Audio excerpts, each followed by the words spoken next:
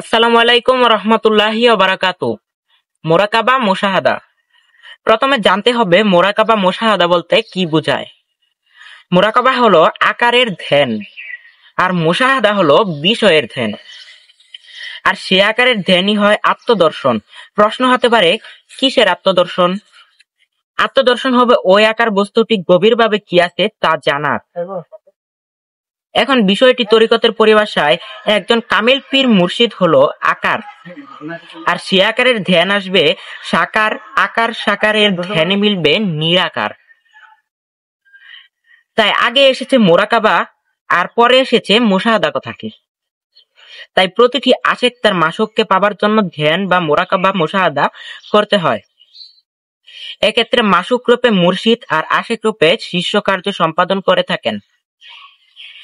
আর এই কার্যে মুর্শিদ রূপে অখণ্ড তার মধ্যে মহা আকার বিলীন হয়ে একাকার হয়ে যায়।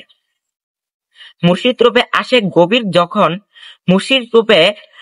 যখন গভীর ধ্যানে মশগুল হয় তখন ফানাফি শায়েক হাসিল হয়। মুর্শিদের রূপে আশেক যখন গভীর ধ্যানে মশগুল হয় তখন ফানাফি শায়েক হাসিল হয়। ফানাফি শায়েক পৌঁছালে মুর্শিদের কৃপায় রাসূল পাকের সুরতের বর্জক মোরাকাবা করিলে ফানাফির রাসূল হাসিল হয়।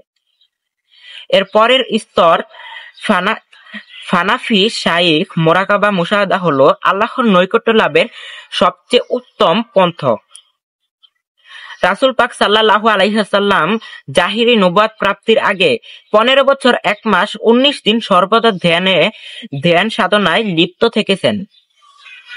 উম্মতগণের শিক্ষার জন্য নবী করিম সাল্লাল্লাহু আলাইহি ওয়াসাল্লাম ধ্যান সাধনা করতেন। পবিত্র কুরআনে রূপকভাবে মোরাকাবা মুশাহাদার একাধিক আয়াত রয়েছে। সূরা আল ইমরান আয়াত 190। নিশ্চয় আকাশ ও পৃথিবীর সৃষ্টিতে দিন রাত্রির অবর্তনে জ্ঞানীদের জন্য নিদর্শন রয়েছে। মনে হলো এই সৃষ্টিতে যা কিছু আছে তা জ্ঞানীদের জন্য নিদর্শন। সূরা আল ইমরান আয়াত 191। তারা দাঁড়িয়ে বসে বা শয়িত অবস্থায় আল্লাহর স্মরণ করেন। তারা আকাশ পৃথিবীর সৃষ্টির রহস্য নিয়ে ধ্যান বা চিন্তায় মগ্ন থাকেন এবং বলে, হে আমার প্রতিপালক, আপনি এ সকল সৃষ্টি অনর্থক করেননি। এ আয়াতেও মোরাকাবা মুশাহাদার ইঙ্গিত দিয়েছেন। সূরা আল নাসরাহ আয়াত 8।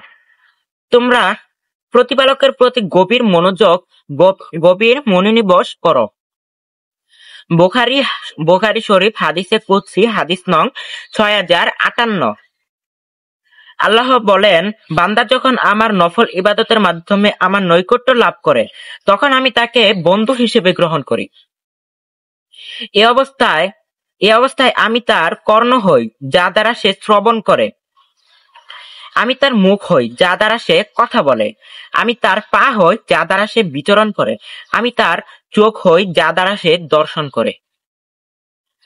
এই ভিডিওটি শেয়ার করার অনুরোধ রইল। সকল জাকের ভাই বোনদের প্রতি আমার ভক্তিপূর্ণ সালাম রইল। আসসালামু আলাইকুম রহমতুল্লাহি ওয়া বারাকাতুহু।